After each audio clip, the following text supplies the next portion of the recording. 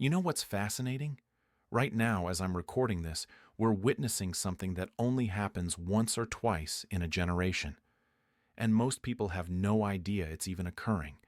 They're going about their daily lives, checking their 401ks, watching their savings accounts earn basically nothing, completely unaware that there's a window of opportunity closing right in front of them.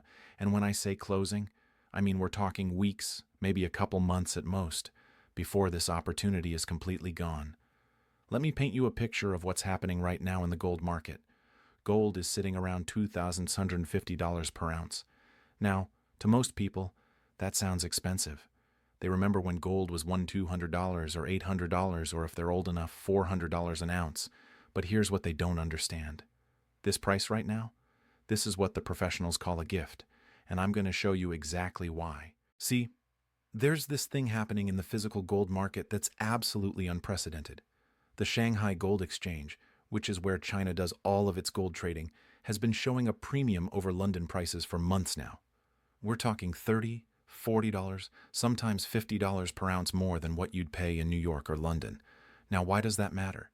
Because in a normal market, gold prices should be roughly the same everywhere once you account for shipping and insurance. When you see these massive premiums in one region, it tells you something critical. It tells you there's not enough physical gold to meet demand. But it gets even more interesting. The COMEX, which is the major futures exchange in New York where gold is traded, they publish data every week about how much physical gold they have in their vaults. And over the past 6 months, we've seen something remarkable. They've lost over 8 million ounces of gold from their registered vaults. That's the gold that's actually available for delivery. We're talking about roughly $22 billion worth of gold that's just walked out the door. Where did it go? Well, a lot of it went east, to China, to India, to the Middle East, to places where people understand what's coming. Now, let me tell you a story that really illustrates what's happening. Back in 2011, gold hit its previous all-time high of about $1,900 an ounce. Everyone thought it was going to the moon. And then, for the next 4 years, it got absolutely crushed. It dropped all the way down to $1,050 by December 2015. People who bought at the top lost almost half their money. The gold bugs were humiliated. The mainstream financial media had a field day mocking anyone who owned gold. Barbarous relic, they called it. Dead money. All the usual insults. But here's what was really happening during those years. While gold was getting destroyed in dollar terms, central banks around the world were buying. Not just buying, accumulating at a pace we hadn't seen since 1967. Russia was buying. China was buying. Turkey, Poland, Hungary, India, all buying. In 2018 alone, central banks bought 651 tons of gold. In 2019, they bought 650 tons. These aren't small numbers. We're talking about roughly $40 billion worth of gold being accumulated by central banks while everyone else was selling. Why were they doing this? Because they could see what was coming. They could see that the dollar-based system was becoming unstable. They could see that the United States was weaponizing the dollar, using it as a tool of foreign policy, freezing countries out of the SWIFT system, imposing sanctions left and right. And they decided they needed an alternative. They needed something that couldn't be frozen, couldn't be sanctioned, couldn't be printed into oblivion. They needed gold. Fast forward to today, and that accumulation has accelerated dramatically. In 2022, central banks bought over 1,000 tons of gold. In 2023, they bought another 1,037 tons. And in 2024, they're on pace to buy even more. We're talking about $80 to $100 billion worth of gold being removed from the market every single year by central banks alone. And that's just the official purchases. China, for example, doesn't report all of its gold buying. We know this because we can see the imports coming into the country, and they far exceed what they officially report adding to their reserves. But central banks aren't the only ones buying. Let me tell you about what's happening with the gold ETFs. For years, the big gold ETF, the GLD, was hemorrhaging gold. Investors were selling, the fund was shrinking, and everyone assumed that meant gold was dead. But something changed in late 2023. The outflows stopped. And then, in early 2024, they reversed. Money started flowing back into gold ETFs. Not a trickle, a flood.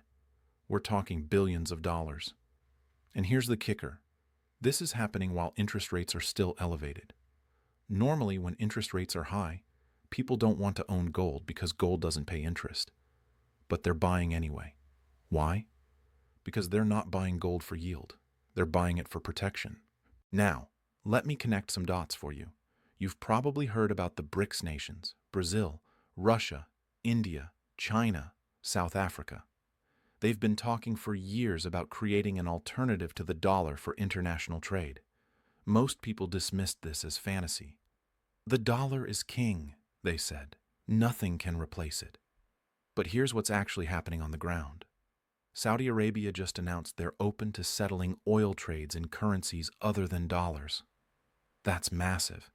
The entire petrodollar system, which has been the foundation of dollar dominance since 1974, is based on the idea that oil is only sold in dollars. If that changes, the demand for dollars drops dramatically. China and Brazil just completed their first direct currency swap for trade, bypassing the dollar entirely. Russia and India are settling trades in rubles and rupees. The UAE is accepting yuan for oil. These aren't hypothetical scenarios anymore. This is happening right now, in real time. And every time a trade happens without dollars, that's one less reason for countries to hold massive dollar reserves.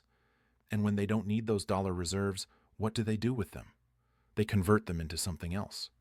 And increasingly, that something else is gold. Here's where it gets really interesting for you and me, for regular people trying to protect their wealth. The gold market is actually pretty small compared to other markets.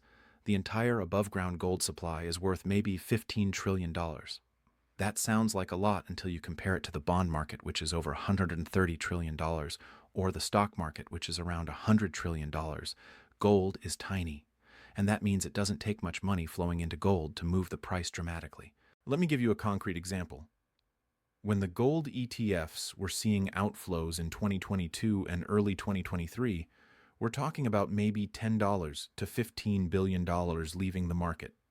And that was enough to keep gold suppressed, even though central banks were buying hand over fist. But now that those outflows have reversed, now that we're seeing inflows again, the price is responding. We've seen gold go from around $2,000 in October 2023 to $2,650 today. That's a 32% move in just over a year.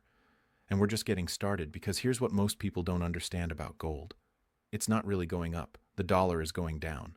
Gold is just sitting there, being gold, doing what it's always done. It's the measuring stick. When you see gold rising in dollar terms, what you're really seeing is the dollar losing purchasing power. And right now, the dollar is losing purchasing power at an accelerating rate. Look at what's happening with inflation. The official CPI number says inflation is around 3%, but anyone who actually buys groceries or pays rent or fills up their gas tank knows that's nonsense. Real inflation, the kind you experience in your daily life, is running much higher. Food prices are up 25% to 30% over the past 3 years. Housing costs are up even more in many markets. Insurance premiums are skyrocketing. Your dollar buys less today than it did last year, and it'll buy even less next year. And here's the thing, this isn't going to stop. The U.S. government is running a deficit of over $2 trillion a year. That's trillion with a T. They're spending $2 trillion more than they're taking in every single year. And that money has to come from somewhere. They're either going to borrow it, which means issuing more bonds, or they're going to print it, which means the Federal Reserve creates it out of thin air. Either way, it dilutes the value of every dollar you're holding. Now, I want to take a quick detour here because this is important. If you're sitting on $100,000 or more in retirement accounts, IRAs, 401ks, that kind of thing, you need to understand that there are ways to protect that wealth using gold without triggering taxes or penalties. I put together a free guide that explains exactly how gold IRAs work, how you can get physical gold into your retirement account, what the rules are, what the costs are, all of that. It's in the description below.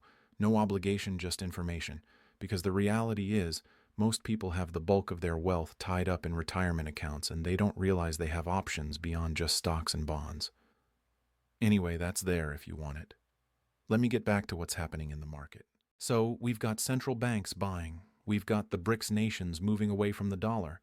We've got physical shortages showing up in premium markets like Shanghai. We've got ETF inflows returning. All of this is happening right now. But there's another factor that most people aren't paying attention to, and it might be the biggest one of all: the cost of production. Gold mining is expensive, really expensive. The average all-in sustaining cost for gold miners right now is somewhere around $1,400 to $1,500 per ounce. That's what it costs them to pull gold out of the ground, process it, refine it, and get it to market. Now, at $2,650 an ounce, that sounds like they're making a killing, right? But here's the problem. Those costs are going up. Energy costs are rising. Labor costs are rising. Equipment costs are rising. Environmental compliance costs are rising. And the easy gold has already been mined. What do I mean by that? Well, back in the day, you could find gold deposits that had 10 grams, 15 grams, even 20 grams of gold per ton of ore. Those deposits are mostly gone. Today, miners are working deposits that might have 1 or 2 grams per ton. That means they have to move exponentially more rock to get the same amount of gold. And that costs money, a lot of money. So what happens when the cost of production keeps rising? Well, at some point, mines become uneconomical. They shut down. Supply drops. And when supply drops, while demand is rising, prices have to go up. It's basic economics. And we're already seeing this happen. Several major gold mines have announced closures or production cuts in the past year because they can't make the economics work at current prices. Even at $2,650 an ounce, some mines are struggling. Now, let me tell you about something that happened in the 1970s. Because history doesn't repeat, but it sure does rhyme. In 1971, Nixon closed the gold window. That meant foreign governments could no longer exchange their dollars for gold at the fixed rate of $35 an ounce. The dollar became a pure fiat currency, backed by nothing but faith in the U.S. government. And for a couple years, nothing much happened. Gold drifted up slowly. People didn't really understand what had changed. But then, in 1973, the oil crisis hit. OPEC imposed an embargo, oil prices quadrupled, and suddenly everyone realized that the dollar wasn't as stable as they thought. Inflation started rising, and gold started moving. It went from $100 an ounce in 1973 to $200 in 1974. Then it pulled back a bit. People thought the move was over, but it wasn't. It was just getting started. By 1978, gold was at $200 again, and then, over the next 2 years, it went absolutely parabolic. $400 in 1979, $600, $800. And finally, in January 1980, it peaked at $850 an ounce. That's an 8x move in 7 years, and most of it happened in the final 2 years. People who bought at $100 and held on made life-changing money. People who waited until $400 thinking they'd missed it still doubled their money. And people who bought at $600, convinced they were buying the top, still made 40%. Now, I'm not saying we're going to see an exact repeat of the 1970s. The circumstances are different, but the underlying dynamics are eerily similar. We've got a government running massive deficits. We've got inflation that's higher than official numbers suggest. We've got a loss of confidence in the currency. We've got geopolitical instability. And we've got gold in the early stages of what looks like a major bull market. Here's what I think is going to happen, and I want to be clear. This is my analysis, not financial advice. I think we're in the early innings of a move that's going to take gold to $3,500, maybe $4,000 an ounce over the next 18 to 24 months, and I think the move is going to accelerate as we go. Right now, we're in what I call the accumulation phase. Smart money is buying quietly. Central banks are buying. Wealthy individuals are buying.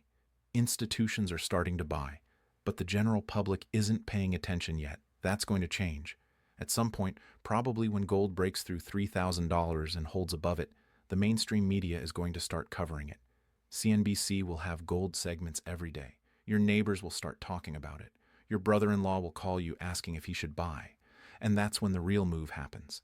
That's when you get the parabolic phase, where gold goes up $100, $200, $300 in a matter of weeks. But here's the thing.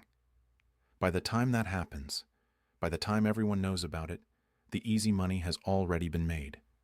The people who bought at $2,000 or $2,200 or even $2,650, they're the ones who make the really big gains. The people who wait until gold is at $3,500 and it's on the cover of every magazine, they might still make money, but they're taking on a lot more risk because they're buying near the top of the move. So when I say the buy zone is disappearing, this is what I mean. We're still in that quiet accumulation phase. Gold is still below $3,000. Most people still think it's too expensive, or they don't understand why they should own it. But that window is closing. Every week that goes by, every $50 that gold moves higher, we're getting closer to the point where the crowd rushes in and the easy gains are gone. Let me give you another historical example. In 2008, during the financial crisis, gold dropped from $1,000 to $700 in a matter of months. Everyone panicked. Gold is supposed to be a safe haven. Why is it going down? But here's what was really happening. Hedge funds and institutions were getting margin calls on their stock positions. They needed to raise cash fast, so they sold whatever they could sell, including gold. It was forced liquidation, not a fundamental change in gold's value. And what happened next? Gold bottomed in October 2008 at around $700. And then, over the next 3 years, it went on an absolute tear. $1,000 in 2009, $1,400 in 2010, $1,900 in 2011. The people who bought during that panic in late 2008, when everyone was scared and selling, they nearly tripled their money in 3 years. The people who waited until gold was safe again, until it was back above $1,000 and the trend was obvious, they still made money, but they missed the biggest gains. Right now, we're in a similar setup, except we don't have the panic selling. We have the opposite. We have steady, relentless buying from the strongest hands in the market. Central banks don't panic sell. They accumulate. And when central banks are accumulating, you want to be doing the same thing. Now, let me address something that I know some of you are thinking. But what if the Fed raises interest rates again? Won't that kill gold? It's a fair question. Higher interest rates do make gold less attractive in theory because gold doesn't pay interest. But here's what actually happens in practice. When the Fed raises rates, they're usually doing it because inflation is a problem. And when inflation is a problem, people buy gold to protect their purchasing power. So yes, higher rates might slow gold's advance temporarily, but they don't stop it. In fact, some of gold's best years have come during periods of rising rates. Look at the late 1970s again. The Fed was raising rates aggressively. Paul Volcker eventually took the Fed funds rate to 20%. 20%! And gold went from $200 to $850 during that period. Why? Because even though rates were rising, inflation was rising faster. Real rates, the interest rate, minus inflation, were still negative. And when real rates are negative, gold thrives. Today we've got the same dynamic. The Fed funds rate is around 4.5%. Inflation, even by the official numbers, is around 3%. That's a real rate of 1.5%. But if you use real-world inflation numbers, the kind you actually experience, real rates are deeply negative. Your savings account might pay you 4%, but your cost of living is going up 6% or 7% or more. You're losing purchasing power. And that's exactly the environment where gold shines. There's also something else happening that most people aren't aware of. The Treasury market, the market for U.S. government bonds, is showing signs of stress. We saw this in March 2023 when Silicon Valley Bank collapsed. The bank had bought a bunch of long-term Treasury bonds when rates were low. Then rates went up, the value of those bonds dropped, and the bank was insolvent. They had to sell the bonds at a loss to meet depositor withdrawals, and that's what killed them. Now, SVB wasn't the only bank with this problem. Lots of regional banks are sitting on unrealized losses in their bond portfolios. The FDIC estimates there's over $600 billion in unrealized losses across the banking system. That's a ticking time bomb. If depositors start getting nervous and withdrawing money, banks will have to sell those bonds at a loss, which makes them insolvent, which makes more depositors nervous, and you get a death spiral. The Fed stepped in with emergency lending facilities to prevent that from happening. They basically said, "Don't worry, banks. You don't have to sell those bonds. We'll lend you money against them at par value." But that's just kicking the can down the road. Those losses are still there, and the longer rates stay elevated, the worse the problem gets. What does this have to do with gold? Everything. Because when the financial system starts showing cracks, when banks start failing, when people start questioning whether their deposits are safe, they look for alternatives. And gold is the ultimate alternative. It's not someone else's liability. It doesn't depend on a bank staying solvent or a government making good on its promises. It's just gold. It exists, it has value, and it's been valuable for 5,000 years. I want to tell you one more story, and this one is about timing. In 2010, gold was at $1,200 an ounce. A friend of mine, a smart guy, very successful in business, was thinking about buying. He did his research, understood the fundamentals, saw that central banks were buying, saw that deficits were exploding, saw that the Fed was printing money. Everything pointed to gold going higher. But he hesitated. Maybe I'll wait for a pullback, he said. Maybe it'll drop to $100 and I'll get a better price. Well, gold never went back to $100. It went to $1,300, then $1,500, then $1,700. And by the time it hit $1,900 in 2011, my friend finally bought. Not because he wanted to, but because he couldn't stand watching it go up anymore. He felt like he had to do something. And then, of course, gold topped out shortly after and spent the next 4 years going down. He ended up selling at a loss in 2015, frustrated and convinced that gold was a scam. But here's the thing. If he had just bought at $1,200 when he first had the conviction and held through the volatility, he'd be up over 100% today. Gold is at $2,650. His mistake wasn't buying gold. His mistake was waiting for the perfect entry point and then panic buying near the top when he couldn't stand it anymore. The lesson here is simple. When you have conviction about something, when you've done the research and you understand the fundamentals, you act. You don't wait for the perfect price, because the perfect price never comes. You buy when you have the opportunity, and you hold for the long term. And right now, at 2,650, with everything I've laid out for you, with central banks buying, with the dollar losing reserve status, with inflation eating away at purchasing power, with physical shortages developing, this is still an opportunity. Will gold pull back to $2,500 at some point? Maybe. Will it drop to $2,400? Possibly. But if you wait for that pullback, you might miss the move to $3,000. And if you wait for a pullback from $3,000, you might miss the move to $30,500. At some point, you have to make a decision based on the big picture, not on trying to time every little wiggle in the market. And the big picture is this. We are in the early stages of a major monetary reset. The dollar-based system that's been in place since World War II is breaking down. Countries are moving away from the dollar. Central banks are accumulating gold at record pace. Inflation is eroding the value of paper currencies. And gold, the one asset that's been money for thousands of years, is reasserting itself. This isn't going to happen overnight. It's going to take years to play out. But the trend is clear. And the people who position themselves early, who buy gold while it's still in the 2000s, are going to be the ones who benefit the most. The buy zone, that period where you can accumulate at reasonable prices before the crowd catches on, is still open, but it's closing. Every day, every week, we're getting closer to the point where gold breaks out to new highs, captures mainstream attention, and the easy money is gone. So what should you do? That's up to you. I can't give you financial advice, but I can tell you what I'm doing. I'm buying gold. Not all at once, but consistently. Every month, I'm converting a portion of my savings into physical gold. Not paper gold, not gold stocks, not gold ETFs, but actual physical metal that I can hold in my hand.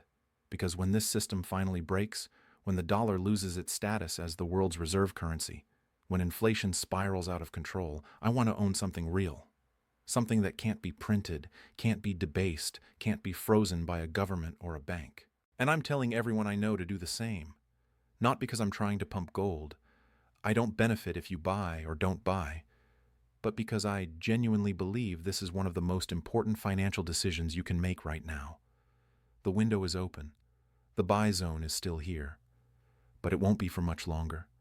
And when it closes, when gold is at $4,000 or $5,000 an ounce, and everyone wishes they'd bought earlier, you'll either be glad you acted or you'll be kicking yourself for waiting.